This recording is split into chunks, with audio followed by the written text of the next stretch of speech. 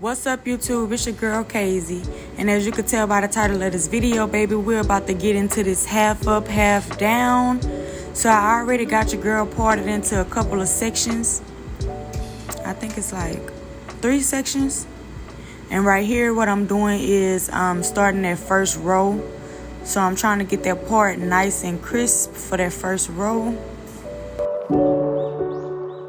The reason I apply braiding jam directly to the scalp is so that it lays the hairs down while I'm finalizing the part. And what you see me doing here really is I'm moving the hair to each side so I can really see what's going on with that part. If you got the curls in the way, you won't be able to see if your line is as straight as you're trying to get it. But anyway, enough of that. I'm gonna let y'all see me do that or watch me do that. But let's talk about this braiding gel, y'all. So, oh my gosh. I don't know if she had something in her hair already. She said it was clean and washed. I don't know, you know, kids, they don't really know. They just say stuff. But this braiding gel turned this girl hair so white and crusty. I was not feeling it. And this was my first time using this product. I usually use Shining Jam. But this time I chose to use something different because I wanted that locking jam or something. I don't know what it's called for real. But I have a little bit of that left when I was doing this video. I just chose not to mix the products. But I usually have been using that lately. It just was high as hell at the hair store I went to. So I decided I'm not going to use that. I'm going to just go with something else. Pick something new. And I just went with that. But yeah, y'all, this stuff had that girl hair crispy and white. Like, I didn't know what was going on. But it could be a prior product that she had already applied. So y'all see me part that section into 2. I'm kind of just making the sections proportionate. So it's not really about me trying to get them the exact same size as the other ones. I'm really just trying to eyeball it and make sure that they are proportionate. And making sure like one isn't huge and the other one is really small. Sometimes it be like that, but for the most part, I try to strategize and get it to not do that. So this is the 4 sections that I parted, guys. As y'all can see, those are pretty much the same size or equivalent in size. I gotta comb that section out very thoroughly, baby. I gotta make sure all the nicks and necks are out. That way I know for sure that when I'm braiding, this braid is gonna be nice and flat. I comb those roots out really well too, just to be sure. Like, I don't want her hair to be curly at the roots. I need it to be sticking straight out. I need all her hair follicles to be straight when I get ready to make those 3 sections and start the braid. Doing that part, it guarantees that that root is going to be flat. Like, the root of the braid is going to be as flat as possible. And I can't stress that enough, y'all. My phone kept running out of storage. But yeah, I got it together. So I'm combing it out again. It's basically a repetitive process. So after I explain these steps a couple times, I'm going to let y'all just watch what I'm doing. And I'll dip in and out if it's anything that I need to say.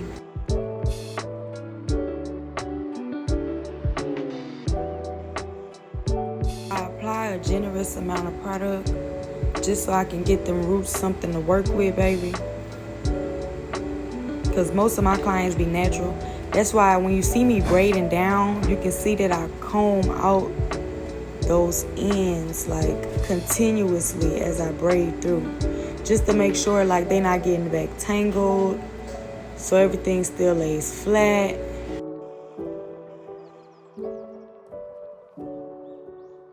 Everything is going straight down. And I can braid it right into those braids. I want it to kind of blend more. so y'all can see what I'm doing in slow motion. That way y'all can get a real view of everything. So I'm combing through, split it into 3. Braid down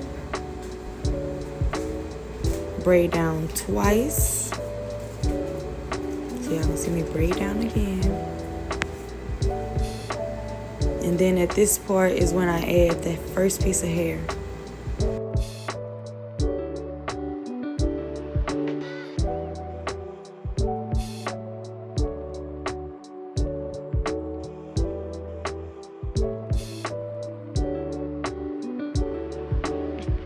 And so as long as the hair is feeling pretty combed out and detangled, like you gotta feel with your fingers as you braid. So as long as the hair is feeling like pretty combed out and nice and sleek, I'm gonna keep on adding hair and braiding down. When it starts to kind of feel clumpy and tangled, that's when I grab my comb, or it's kind of feeling too thick to actually braid in. That's when I grab my comb it out thoroughly, add some product to lay down what I combed. So it's not like I comb it out and then it gets right back curly and frizzy. I comb it out and then immediately add the product. Then I start adding my hair in again and braiding down some more. It's really a repetitive process, guys.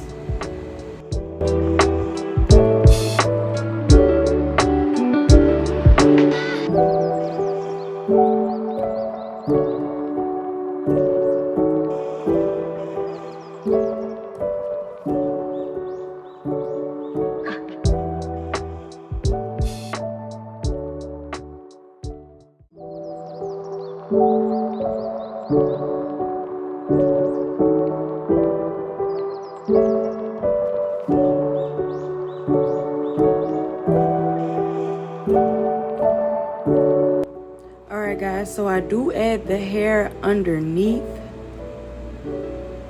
You see me do that right here. I add it underneath, that way you don't actually see the piece of hair being added in. Like in some cases, when you braid and add the hair on top of the braid, you can kind of see where the new piece is sitting on top of the braid. So it's not really blended as well. When you go underneath, you don't see where you added that new piece in. It's more like a better transition.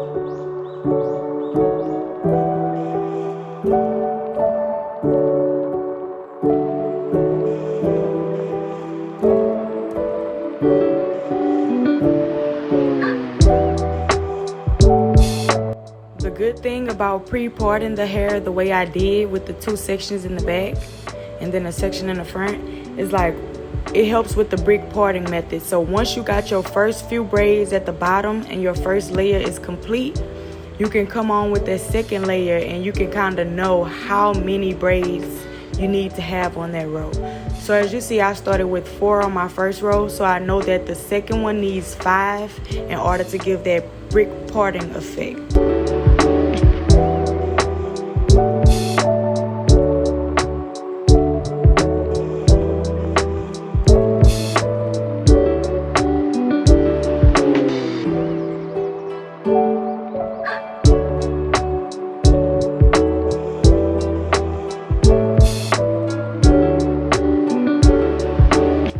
Once the first braid on the second row is parted out, I can eyeball those other 2 sections and see if the parts will be equivalent to that first braid.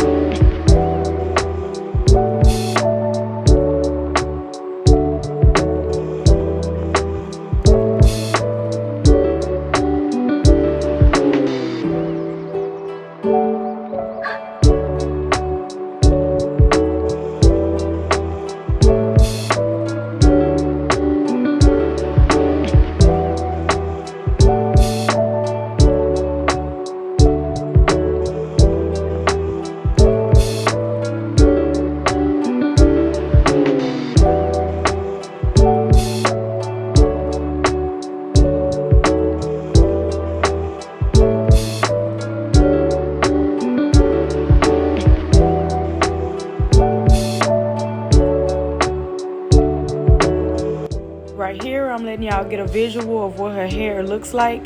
As y'all can tell, it is really white looking and just, it kind of looks dusty, you can say. But I'm going to show y'all a trick at the end to help get rid of that look anyway. So everything will be fine. That's why I just continue to braid with this product. This is a number 4 too, if I'm not mistaken. So that probably also contributes to that dull look that it's giving. Because I know the lighter brown it is, the more dull of a color it gives.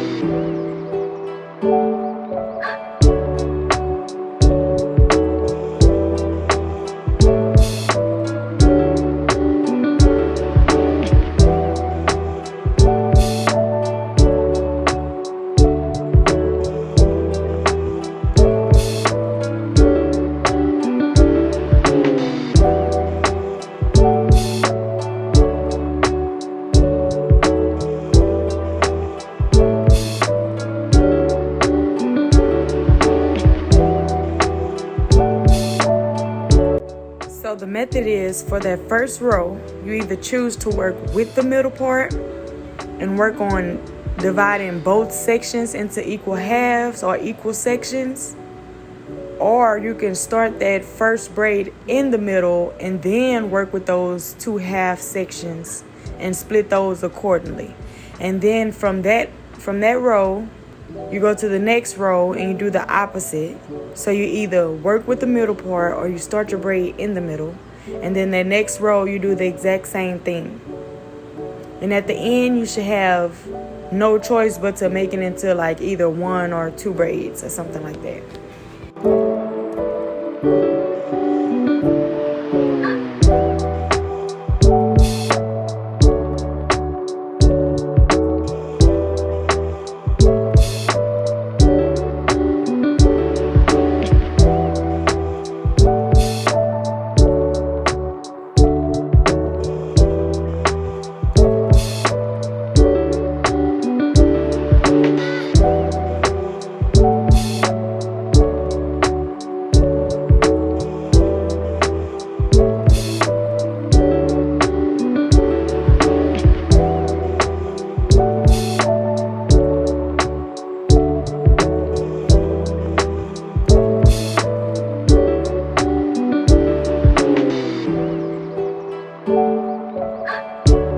Down my middle part a couple more times just to make sure it was nice and crisp. We got to get used to that word, baby. Nice and crisp. We want everything to be nice and crisp. And perfection is not an option because nothing will be perfect, but you can get it to the best of your ability. So that's what I'm doing right here. I'm gonna let y'all see how that part turned out. Yes, baby. Yes, honey. Yes, honey. Everything is looking good. So once I split that top section into 2 halves, I went ahead and pre-parted out my first braid. Once I get the sizing of that first braid, I can kind of estimate how many braids it would take to fill that one section. And once I do it to one side, I'm going to automatically do it to the other side just because they are equal halves. That's why that middle part is so important because, you know, once I've done it to this side of the head, I'll automatically do it to the other side of the head. So it kind of breaks things down for you, give you a visual, and it makes it a little more simple.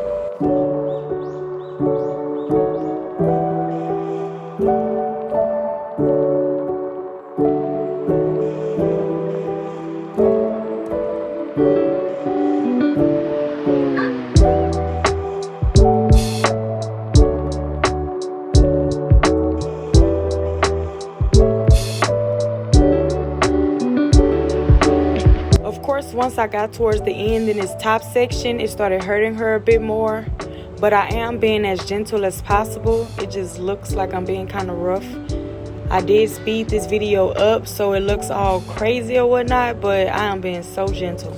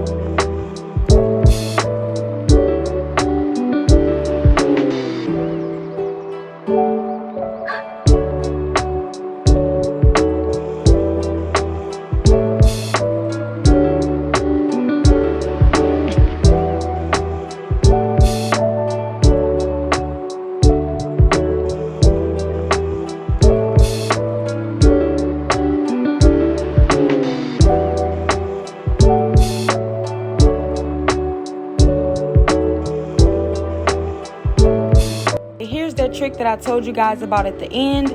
Basically, I'm taking all sheen and spraying it generously all over her head, especially in those areas where the product turned white and made like a crust. I wanted to make sure I got all of that out. And to do this trick, you need to make sure you have like an all sheen or some type of sheen spray. It doesn't matter what brand it is, but make sure it's a spray and not a droplet bottle, just because the spray covers more area and it gives you more of a shine than a droplet bottle would. The droplet bottle is more so, I would say, for the scalp.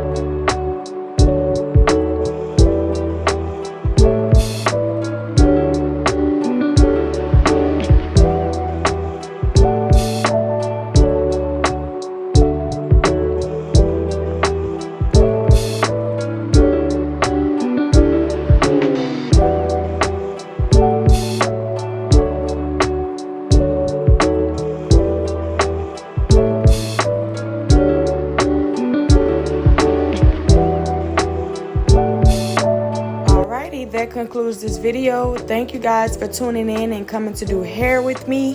Until next time.